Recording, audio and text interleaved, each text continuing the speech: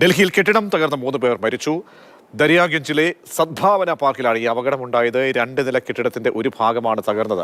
ഫയർഫോഴ്സിന്റെ 4 സംഘങ്ങളും Delhi disaster management അതോറിറ്റിയും രക്ഷാപ്രവർത്തനത്തിന് എത്തിയിട്ടുണ്ട്. അവശിഷ്ടങ്ങൾക്കിടയിൽ നിന്നും കൂടുതൽ ആളുകളെ രക്ഷപ്പെടുത്താനുള്ള ശ്രമം തുടരുകയാണ്. അർജുൻ, എത്ര ആളുകൾ ഈ ദുരന്തത്തിൽ പെട്ടുപോയിട്ടുണ്ട്? 3 മരണമാണ് ഇപ്പോൾ റിപ്പോർട്ട് ചെയ്യുന്നത്. രക്ഷാപ്രവർത്തനത്തിന്റെ മറ്റു വിവരങ്ങൾ എന്താണ് അർജുൻ?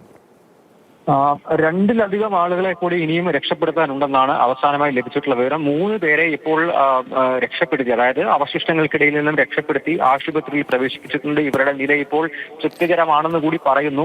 12:30 ദരിയാഗഞ്ചിലെ ഈ കെട്ടിടം സദ്ഭാവന പാർക്കിലുള്ള ഒരു ആൾതാമസം ഉണ്ടായിരുന്ന കെട്ടിടമാണ്. ഇതിന്റെ ഒരു ഭാഗം തകർന്നു വീഴുന്നത്. 2 നില കെട്ടിടമായിരുന്നു.